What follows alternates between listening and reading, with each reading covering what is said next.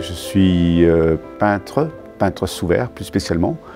C'est-à-dire, je peins à l'arrière d'une plaque de verre de façon à ce que l'image apparaisse de l'autre côté du verso au recto. Je vais présenter une série de environ une quarantaine de peintures, essentiellement des natures mortes, beaucoup de vanité aussi, et puis une série de paysages, de ce que j'appelle des mémoires, c'est-à-dire des lieux qui sont un peu en friche, qui sont déshérités, qu'on ne voit plus, qu'on méprise un peu et que j'essaie de réhabiliter. Pourquoi peindre sous verre ?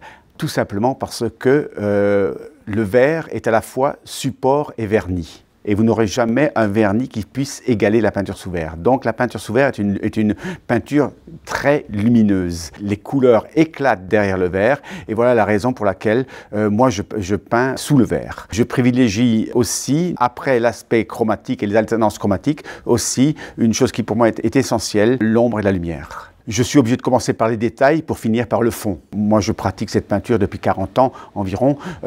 J'aurais plus de difficultés à peindre normalement sur une toile que sur un verre. Donc, je possède cette technique, je la connais et non, elle n'est pas plus compliquée qu'une autre. Mes sujets d'inspiration, je les cherche dans l'homme en général. Je peins l'homme sans jamais le représenter. J'ai fait par exemple beaucoup de paysages de nuit, un peu, on pense évidemment à Edward Hopper, mais où l'homme est toujours absent, mais sa trace est évidente.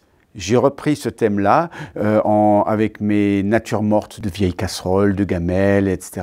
Donc je peins l'outil, je peins la poésie de certains objets qui m'ont séduit et qui en fait sont l'icône un peu d'une certaine humanité. Ce sont essentiellement des objets qui sortent du quotidien. J'aime la banalité, à la fois la banalité des lieux, mais aussi la banalité des objets. Et j'aime essayer de faire des portraits d'humains à travers mes portraits, soit d'outils ou mes portraits de casseroles. Il y a certains paysages qui sont réels, notamment je pense par exemple à la mine Rodolphe qui a servi pour le carton d'invitation. Donc là je ne peux pas me soustraire à cette réalité. Mais il y a d'autres paysages comme par exemple beaucoup de cabanes, ce que j'appelle les architectures oubliées, des cabanes dans les Vosges. Une cabane m'a servi d'inspiration, je l'ai dessinée, je l'ai croquée et ensuite j'ai développé un peu là où le crayon m'a amené.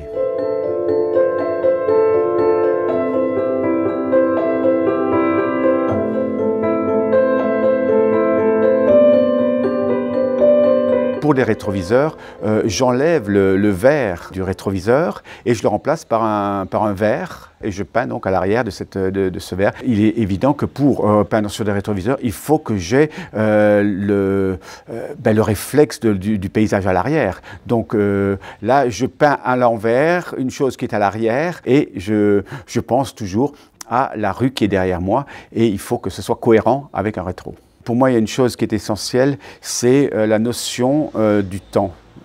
Sur les vieux cadrans solaires à l'époque de Rome, il y avait une phrase qui était souvent inscrite, qui est la suivante, in ictu oculi, ce qui veut dire en un clin d'œil. Donc le temps passe, carpe diem, profitons du temps. Donc en fait, moi, la sagesse est pour moi de savoir profiter du temps, être dans son temps et surtout ne pas perdre de temps.